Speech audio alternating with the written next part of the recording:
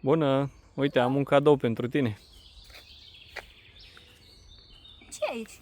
Eu zic să desfaci, că o să fii chiar uimit. Și am rămas uimit de ambalaj. Ce e acolo? Instrucțiuni de folosire. Pernă ortopedică de șezut.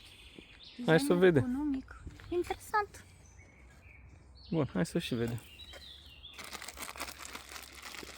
Ai idee pentru ce e treaba asta? Este o pernă, din câte văd. Ca să stai la birou foarte fain. Sincer am mai auzit, dar nu credeam să funcționeze. Să nu te doară spatele. Am uitat și eu la tot felul de site-uri, reclame, am citit. Recomandate de doctor. Și pot să stau și aici în pat? Da, oriunde, dar trebuie să o lași 24 de ore să umfle, că uite, e vidată. Are spumă cu memorie și se adaptează la corpul tău. Foarte tare, ia uite, o iau și ușor după mine. Pot să mai folosesc săculețul, nu? Da, practic o bagi tot așa într-o pungă și o rulezi și pur și simplu o bagi în acel sac de transport ca să te duci pe avion, mașina, să-ți ocupe spațiu puțin. Foarte tare, mulțumesc! Cu plăcere, să o folosești cu multă sănătate și confort.